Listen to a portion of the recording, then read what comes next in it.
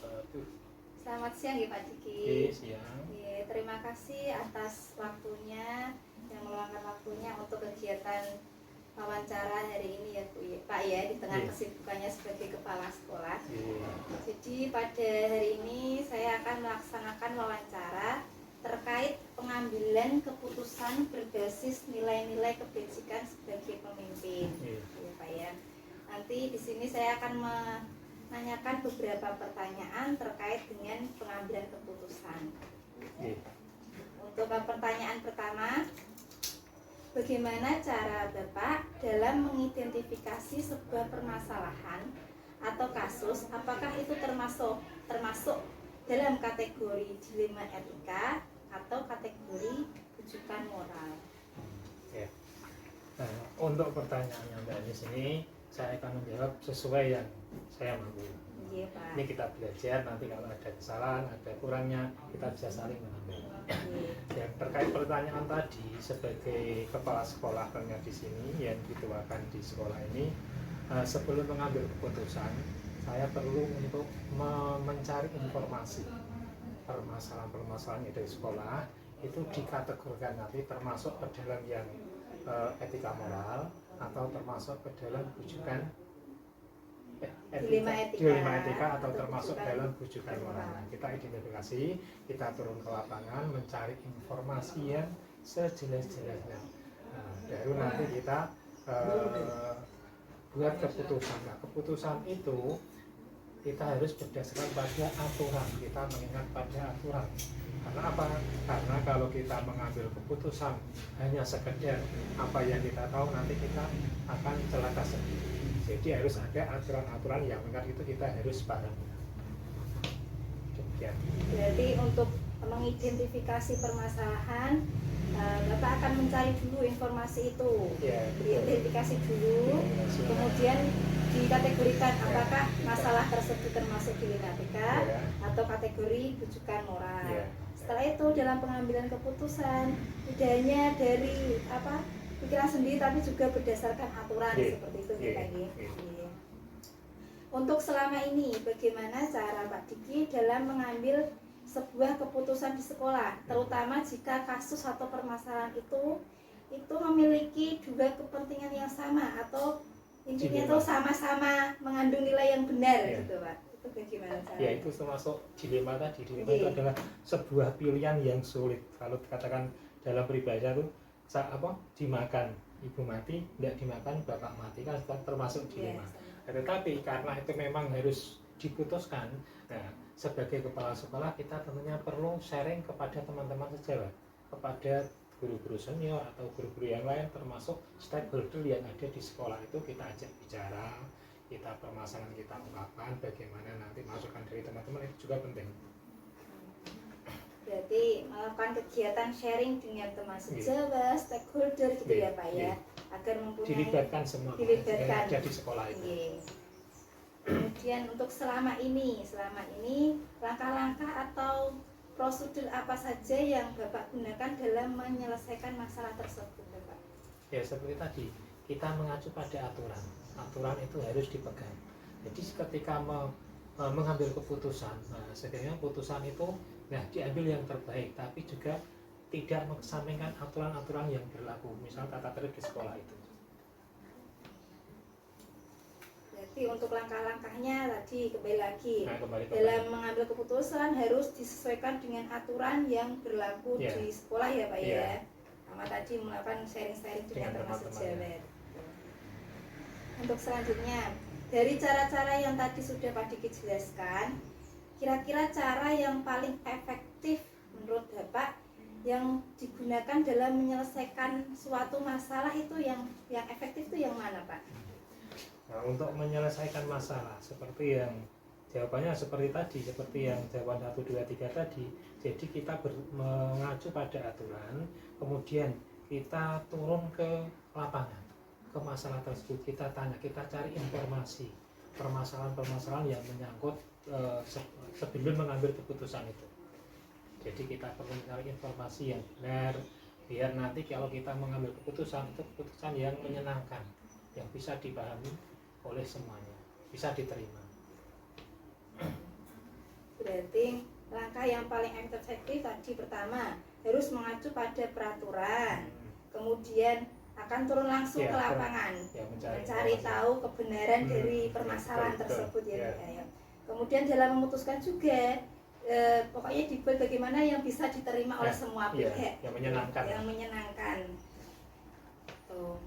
Kemudian selama ini kira-kira ada hal atau mungkin tantangan yang Bapak rasakan, yang alami dalam mengambil sebuah keputusan dari suatu permasalahan apa tidak? Tantangan itu misalnya begini, tantangan itu misalnya kita membuat keputusan, tapi keputusan itu tidak bisa diterima, misalnya kurang bisa dipahami. Nah, kita ini perlu mengambil hati.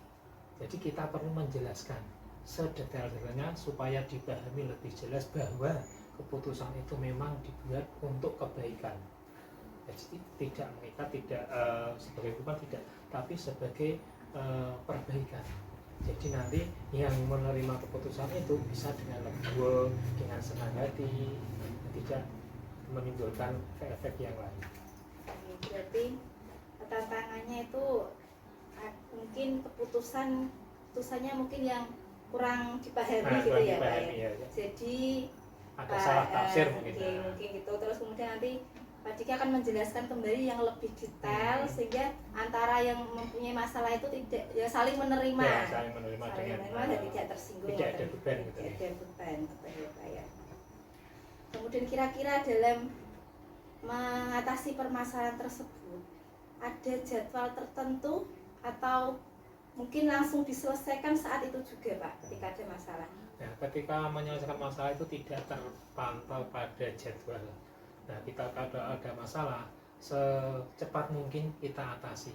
Kita cari tadi, kita turun tadi mencari informasi, mengumpulkan informasi, menganalisa, kemudian mengambil keputusan. Tidak lupa juga dengan teman-teman yang lain kita ajak untuk sharing, untuk bekerja sama gitu. Jadi tidak ada jadwal khusus. Begitu ada permasalahan kita selesaikan. Berarti ketika ada suatu permasalahan itu secepatnya itu langsung diatasi, langsung turun ke lapangan, mencari informasi, kemudian menganalisanya, kemudian mengajak sharing-sharing Bapak Ibu guru yang lainnya dalam mengambil keputusan seperti itu ya Pak ya.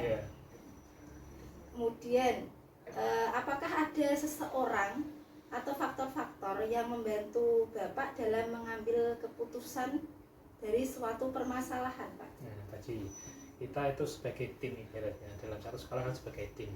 Kepala sekolah hanya sebatas untuk pemimpin di situ. Jadi tidak mutlak pemimpin harus memutuskan sendiri. Tadi sejak awal tadi sudah saya sharing dengan teman-teman sejawat yang senior ataupun yang lainnya yang ada di sekolah, lingkungan sekolah itu kita libatkan semua. Nah, itu yang pertama, tidak diputuskan sendiri, tidak. Ya, berarti dalam pengambilan keputusan kepala sekolah itu juga mengajak Bapak Ibu Dewan Guru ya, untuk sharing bersama, diskusi bersama dalam memutuskan suatu permasalahan seperti itu ya Pak ya. Ini pertanyaan terakhir ya Pak ya. Dari semua yang tadi sudah Bapak sampaikan, kira-kira adakah pembelajaran yang dapat Bapak ambil atau Bapak petik dari pengalaman pengambil keputusan dilema etika di sekolah? Seperti ibarat begini Mbak, ketika kita menjumpai suatu masalah, itu merupakan suatu, kalau kita bisa menyelesaikan dengan baik, itu merupakan suatu pengalaman yang terbaik. Jadi ada pepatah, pengalaman adalah guru yang terbaik. Jadi ketika kita memutuskan suatu permasalahan yang diselesaikan tadi, tidak hanya kepala sekolah saja, tapi semua dilibatkan. Nah, itu menjadi bekal kemudian hari apabila kita menjumpai hal-hal semacam itu, kita akan enjoy, kita akan dengan terbiasa melaksanakan seperti itu. Iya Pak, berarti misalkan ada masalah itu dijadikan pengalaman ya Pak ya. Karena pengalaman adalah guru yang baik. Misalkan di suatu hari nanti atau suatu saat lagi ada masalah yang sekiranya sama, oh dulu sudah pernah ada masalah tersebut, nanti bisa dilaksanakan dengan baik seperti itu ya Pak ya. Terima kasih ya Pak atas waktunya dalam kegiatan hari ini. Semoga apa yang tadi sudah Bapak sampaikan dapat bermanfaat bagi saya juga, dapat kegiatan pembelajaran. Sekian dari saya, Pak. Wassalamualaikum warahmatullahi wabarakatuh. Waalaikumsalam warahmatullahi wabarakatuh. Terima kasih.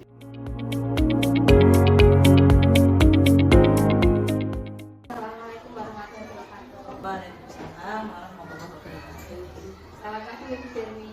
Selamat pagi. Apa kabar Ibu? Alhamdulillah sehat semangat.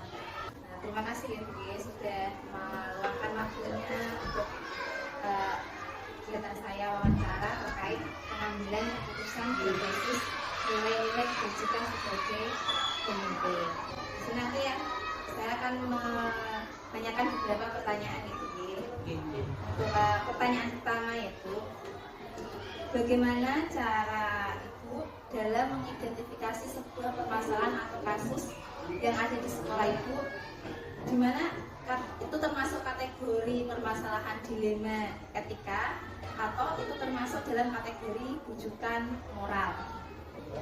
Di mana itu termasuk kategori rujukan moral ataukah dilema etika? Ini memang dua-duanya itu begitu semula ya kami itu sulit untuk membedakan.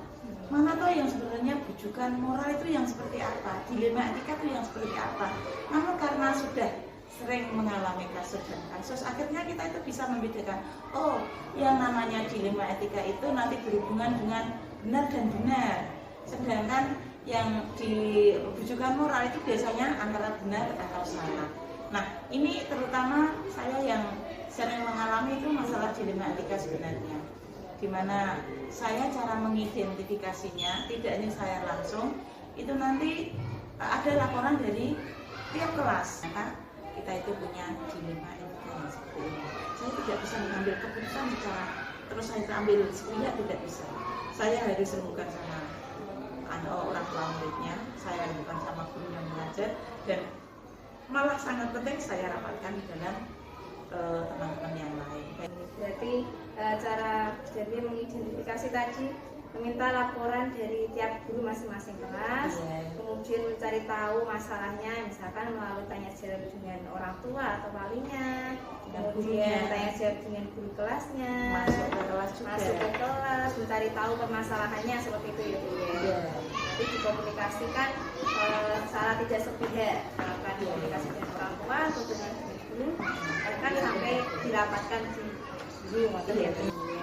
Kemudian selama ini bagaimana cara Bu Jermi dalam mengambil sebuah keputusan di sekolah, terutama kalau ada kasus yang dimana itu sama-sama benar atau mempunyai kepentingan yang sama-sama benar, mengandung nilai kebajikan yang sama, itu bagaimana?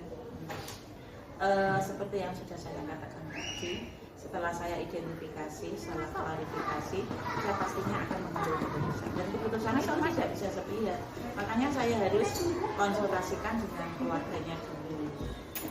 Kemudian setelah saya tahu keinginan dari keluarganya itu seperti apa, lalu saya konsultasikan dengan wali kelasnya, di mana di dalam kelas anak itu seperti apa, pernah dapat masukan enggak dari wali muridnya, pernah ada teguran atau permintaan sesuatu enggak dari wali muridnya kepada guru kelasnya.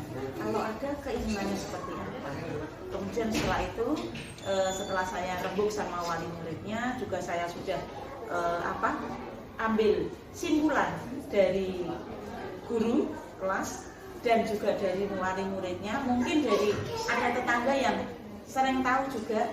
Setelah saya kantongi, saya tahu, akhirnya saya bawa ke rapat wali murid. Dengan saya mengajak semua guru, artinya keputusan yang saya ambil nanti lebih baik dari saya, lebih baik dari beberapa orang, karena satu sekolah itu bisa memberikan masukan dan masukan.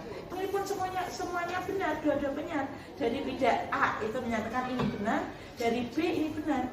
Yang namanya dilema etika itu kan kita itu menganggap ini benar. Tetapi ada yang paling benar yang sesuai dengan nilai-nilai yang kita miliki lah, ada nilai keadilan, nilai kejujuran, nilai nanti terhadap masyarakat seperti apa. Kalau kita sudah mengambil langkah yang tepat, insya Allah kedepannya juga akan mengambil atau solusinya kita tepat. Hasil endingnya yang kita harapkan terhadap pembelajaran yang dialami oleh anak ini akan tepat sesuai dengan sasaran. Jadi tidak ada yang dirugikan, tidak ada yang merasa diuntungkan. Semuanya sama-sama memiliki kebajikan yang baik. Jadi misalkan ada dua kasus yang sama-sama benar, pasti ada yang paling benar ya Bu. Iya. Untuk mengetahui yang paling tepat itu melakukan tadi konsultasi dengan keluarganya, bahkan dengan wali murid yang lainnya yang sekiranya paham betul dengan si anak itu. Ya, benar-benar. Terus konsultasi dengan wali kelasnya.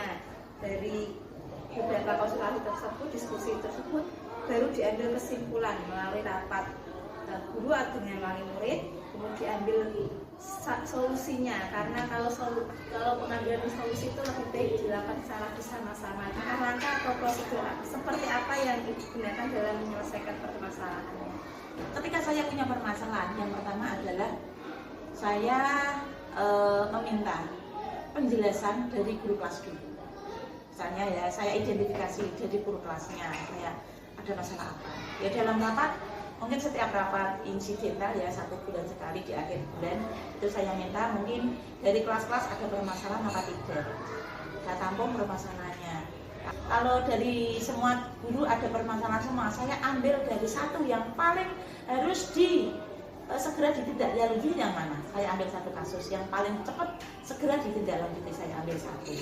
Setelah itu, setelah saya identifikasi, saya mendatangkan wali murid untuk ketemu dengan saya, wawancara secara langsung. Itu yang kedua. Yang ketiga, saya mengamati anak itu. Pembelajarannya setiap hari seperti apa. Jadi dari pihak guru, dari pihak wali murid, juga dari pihak anak saya lihat. Setelah itu, saya diskusikan cara penyelesaian masalah. Ya, setelah saya amati, saya undang wali muridnya lagi. Saya melakukan tindakan seperti ini. Kira-kira panjenengan setuju mengobati. Kalau sudah, ya itu berarti sudah bisa diterapkan apa yang sudah saya ambil kesimpulan. Jadi untuk langkah-langkahnya yang pertama tadi mengidentifikasi masalah, apakah itu termasuk dilematika ataupun juga moral. Betul. Yang kedua melakukan diskusi atau konfirmasi dengan wali murid dan wali kelasnya. Jadi tadi langkah-langkah, cara-cara yang tadi sudah dijelaskan oleh Bu Darmi.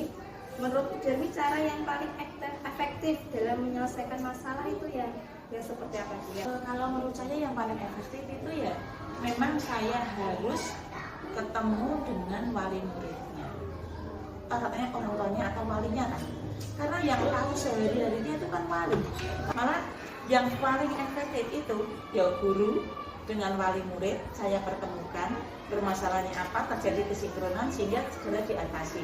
Nek guru mengambil langkah terhadap anaknya, walinya sudah tahu, oh iya kemarin sudah tahu. Kepala sekolah juga sudah tahu.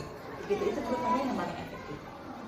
Berarti cara yang paling efektif itu antara guru kelasnya dengan walinya itu dipertemukan, kemudian membahas diskusi bersama, membahas masalah si anak atau cari solusinya bersama-sama. Selama jadi kepala sekolah dalam mengambil keputusan, kira-kira ada tantangan atau mungkin hal-hal yang menjadi hambatan atau tantangan dari dalam mengambil sesuatu, dalam mengambil keputusan yang dianggap besar ya besar, kecil ya besar ya dianggap kecil lah, itu kan bisa diambil solusinya. Itu pastinya ada hambatan, tantangan itu banyak sekali. Biasanya yang pertama itu saya kadang-kadang tuh minder dulu. Saya mau mengambil langkah, orang tuanya kira-kira nanti orang mau berkenan enggak. Jadi sebelum saya mengambil tindakan, saya harus tahu buktinya apa, kalau perlu tak foto, kalau perlu tak video. Sebagai bukti nanti saya kalau atau sama orang tuanya. Jadi tantangan yang rasakan mungkin satu, kalau orang tuanya tersinggung mungkin. Selanjutnya ya, apakah dalam menyelesaikan suatu permasalahan sudah punya jadwal tertentu atau mungkin langsung diselesaikan saat itu juga? Ketika ada permasalahan, masalah itu datang, saya punya jadwal. Hari ini saya mau mengamati anaknya, hari lain saya mau wawancara dengan gurunya. Terus tak jadwal hari lain lagi, saya masih melihat perkembangannya. Ada perubahan, saya jadwalkan orang tuanya harus dipanggil. Tidak bisa serta-merta hari ini atau besok pagi gurunya tak wawancara, anaknya tak lihat, orang tuanya panggil, tidak bisa. Kita belum bisa mengambil suatu bukti. Hanya sekali laporan tidak bisa. Makanya saya harus mengamati satu minggu kalian. Nanti seminggu lagi anaknya tak mati. Kalau tidak orang tuanya tak panggil, biar nanti 1 minggu kalian orang tuanya memberikan masukan solusi atau ngandani anaknya pada. Kalau tidak, baru tak panggil lagi kok. Jadi dalam menyelesaikan masalah ada jadwal, misalkan pertama anak dia mati terlebih dahulu. Iya. Ketika kok tidak diberikan, orang tuanya dipanggil. Terus setelah dipanggil apa ada perintah lagi diamati lagi, ada jadwalnya lagi. Pertanyaan selanjutnya, apakah ada seseorang atau faktor-faktor yang membantu ibu dalam mengambil keputusan dalam mengatasi permasalahan-permasalahan tadi? Ya pasti ada. Saya tidak bisa mengambil langkah-langkah yang saat itu sendiri yang melibatkan bapak ibu guru yang lain, terutama bapak guru agama. Karena bapak guru agama kan tidak saja konsultasi juga anak yang mengalami masalah seperti ini. Kira-kira langkahnya bagaimana ya Pak? Mungkin ada suatu doakan. Jadi saya melibatkan pak guru agama, teman-teman yang lain. Mungkin yang paling dekat dengan dia itu siapa? Temannya, ada kan teman sebangkunya atau teman bestinya siapa, kita akan pilih. Jadi seorang faktor yang membantu dalam mengambil keputusan tadi, nah dari guru agamanya kan tidak bisa diselesaikan hanya teori saja, bisa melalui lewat doa-doa seperti itu. Kemudian melibatkan guru lainnya, guru kelasnya, guru mapel atau guru lainnya yang sekiranya pernah mengajar di sana. Kemudian dari teman dekatnya, karena yang tahu si anaknya. Kalau misalkan lebih masih kurang mantap lagi, ibu akan melakukan konsultasi dengan atasan dari Satpordik gitu ya. Pertanyaan terakhir itu, dari semua hal yang tadi sudah disampaikan, adakah pembelajaran yang dapat dipetik atau diambil dari pengambilan keputusan dari dilema etika di sana? Yang saya ambil, yang dapat saya petik dari permasalahan yang selama ini saya alami, itu nomor 1, kita itu harus dekat sama anak. Yang nomor 2, kita harus ada komunikasi dengan guru. Setiap saat, minimal sebulan sekali, harus menanyakan apakah ada permasalahan dalam hidup. Terus mendahulukan mana permasalahan yang harus segera kita tangani, terus secepatnya diambilkan solusi. Dan yang selanjutnya kita harus benar-benar menjaga komunikasi yang baik antara sekolah dengan lingkungan masyarakat, juga dengan pengelola. Berarti untuk pembelajaran yang dapat diambil yang pertama mengatasi dulu masalahnya dengan cara mendekati anak, kemudian melakukan komunikasi dan kolaborasi dengan guru, kemudian komunikasi dengan orang tua murid atau masyarakat sekitar.